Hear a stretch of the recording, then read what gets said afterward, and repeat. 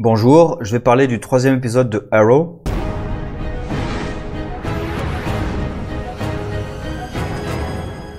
Alors, j'ai un peu moins apprécié cet épisode que les deux précédents, parce qu'en fait, l'épisode, pour moi en tout cas, il sert juste à la nostalgie et à nous remettre Fia Queen et Talia al Ghul. Alors en soi, je suis très content de revoir ces personnages, hein. Mais l'épisode il sert pas à grand chose d'autre. Au final, Oliver il apprend rien sur le Monitor, juste que on peut peut-être pas lui faire confiance.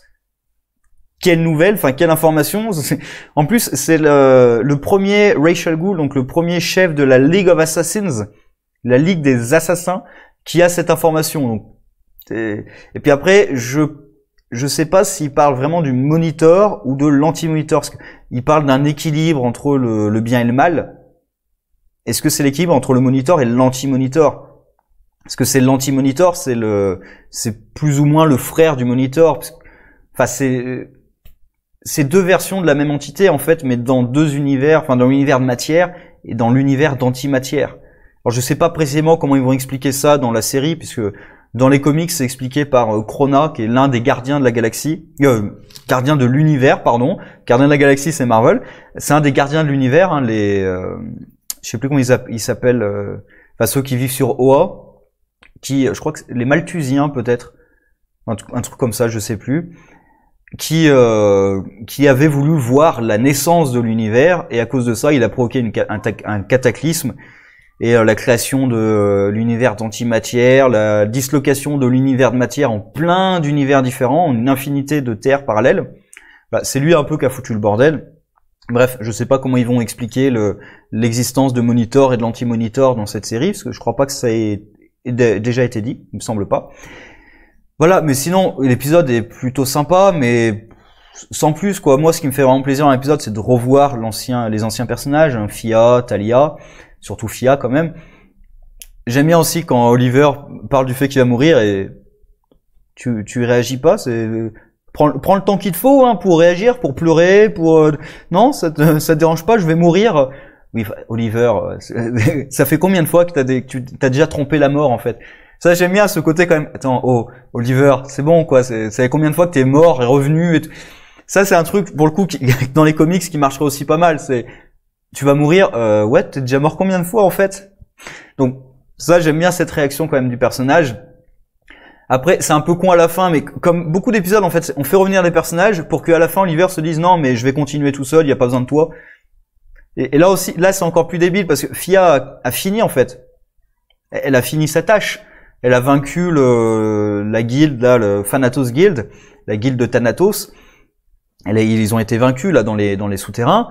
Et là, elle veut créer sa League of Heroes. Alors, j'avoue, le monologue à la fin le monde n'a pas besoin d'une League of Assassins, il a besoin d'une League of Heroes. Enfin bref, je trouvais ça un peu cheesy, quoi. Et à la fin, elle a plus rien à faire. Enfin, elle a la League of Heroes à créer, mais Oliver, il pourrait utiliser son aide. En plus, le truc aussi de non, mais occupe-toi de tes affaires. T'as plein de choses à t'occuper, et moi, je vais m'occuper de sauver l'univers. Oui, enfin, tu sais, Oliver, que si tu échoues, elle est morte aussi, donc. C'est ça le truc, tu pourrais utiliser son aide parce que au pire ça peut que t'aider, parce que si tu échoues quand même elle est morte, donc tu la protèges pas en fait en l'éloignant du truc. C'est juste que alors peut-être que le personnage reviendra pour l'event, mais bon jusqu'à l'event ça sera plutôt Oliver un peu en solitaire avec un peu de John, même si là John est séparé pour une raison un peu stupide, enfin un peu stupide. Pour le personnage, oui, c'est logique qu'il soit avec elle pour essayer de l'aider à récupérer la famille de Turner.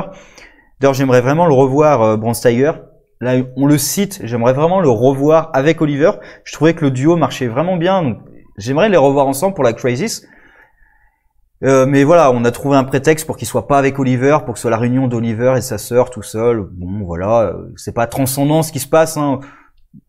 Je veux dire pareil, Layla avec le fait qu'elle a tué le père du criminel là de l'épisode, on s'en fout, hein. Même à la fin quand il dit je vais venger mon père et tout, il se fait descendre juste après. Donc même l'épisode s'en fout en fait de ce personnage. On lui laisse même pas l'opportunité de se battre en fait. On la bat tout de suite.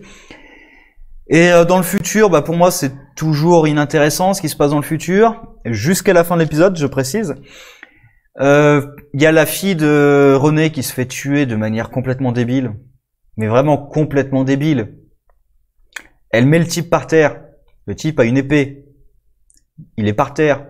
Tu te retournes pas. Tu restes face à lui. Tu restes face à la menace. Tu te retournes pas pendant 10 secondes. Et voilà, elle se fait tuer parce qu'elle s'est retournée pendant 10 secondes. Dans une scène qui me fait beaucoup penser à quand Deathstroke a tué la mère de Oliver. Hein, que c'était ça, en plus il a le masque de Deathstroke. C'est Deathstroke dans le futur qui empale la fille de René comme la mère d'Oliver en fait. Ça fait beaucoup penser à ça. Et elle a une dernière parole aussi pour son père. Et surtout, là pour moi où ça devient intéressant, c'est à la toute fin, quand ils sont tous téléportés dans le présent. Quand j'avais vu le titre de l'épisode suivant, la Present Tense, donc le au temps présent, j'avais peur en fait que ce soit un épisode consacré au futur. Que ce soit une espèce de truc au temps présent et que ce soit un épisode qui soit que sur le futur. Et là, j'avais pas vu venir justement le twist qui était que je pensais que ça arriverait plus tard dans Act Crazy justement. Le fait que les membres du futur arrivent dans le présent, je pensais plutôt l'inverse en fait. Je pensais plutôt que plus tard on allait voir Oliver dans le futur, qui était peut-être pas vraiment mort ou un truc comme ça. Mais là, voir ceux du futur dans le présent, j'avais pas du tout vu venir. Et peut-être que ça peut être intéressant. En tout cas, la dernière séquence avec Mia... Papa? Alors ça, j'ai adoré ça, le... Waouh, attends, j'ai envie de voir la réaction d'Oliver, vraiment comment ils vont gérer tout ça. Mais ça, pour le coup, ça me tente vraiment. Mais sinon, bon, dans l'épisode, on apprend pas grand-chose, voire rien. Même les personnages n'apprennent rien, en fait. Voilà, il se passe que dalle. Enfin, il se passe des choses, mais on n'a aucune information nouvelle à la fin. Je trouve ça un peu dommage. Mais ça fait très plaisir de revoir d'anciens personnages, même si après, voilà, c'est pas non, l'épisode est pas génial. Pareil, ils arrivent à Nanda Parbat là avec Fia, ils marchent tranquilles et puis les assassins ils sortent de derrière les arbres et tout. Et vous attendiez en embuscade depuis longtemps, les mecs? C'est un peu bizarre. Ou Talia les trahit, ce qui est vachement étonnant.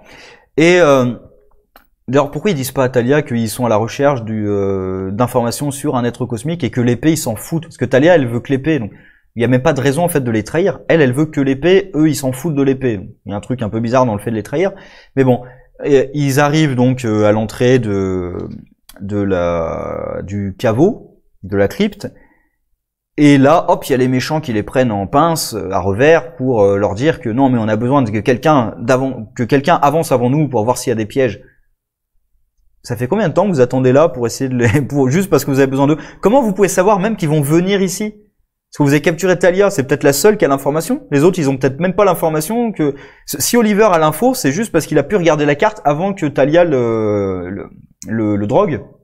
Sinon, il aurait pas trouvé l'endroit. Donc ils auraient attendu là comme des cons pendant 2 semaines.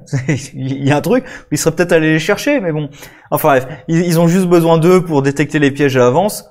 Honnêtement, enfin, ils pouvaient pas savoir à l'avance quels étaient les pièges, mais les pièges, ils sont assez faciles à détecter. Hein. Le dernier où il faut juste marcher sur les bonnes dalles. D'ailleurs, les mecs meurent parce qu'ils sont cons, en fait. C'est parce qu'ils essaient d'aller vite sur les dalles. Non. S'il faut juste marcher sur les dalles avec un phénix, au contraire, prenez votre temps. Enfin, parce que là, ils courent comme des abrutis, ils se font cramer la gueule.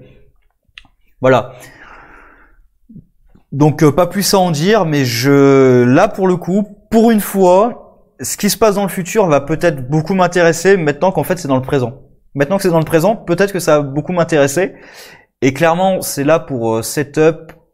Avec d'ailleurs, j'ai vu, il y a un épisode exprès de la Crazy qui sert un petit peu de pilote à un spin-off qui est en préparation sur Green Arrow and Canaries, où ça serait donc Mia en Green Arrow et Laurel et Dinah en Canaries. Est-ce que ça se passerait dans le présent? Est-ce que ça se passerait dans le futur? Parce que là, on a la Laurel qui a survécu à la destruction de sa terre. Est-ce que Mia resterait dans le présent? Est-ce que ça serait une série qui se passerait que dans le futur? Mais dans ce futur-là ou dans un autre futur, je sais pas du tout. Pour l'instant, ça me tente pas beaucoup parce que Mia, c'est pas un personnage qui m'intéresse des masses comme tout ce qui se passe dans le futur en fait. Donc on verra ce que donne la série. Peut-être que les 2 Canaries pourront rattraper le truc et que le personnage, si on lui laisse un peu de temps et sa propre série, pas juste des flash forward à travers une série, peut-être qu'elle peut se révéler plus intéressante que ce que je pense. Bref, sur ce, au revoir.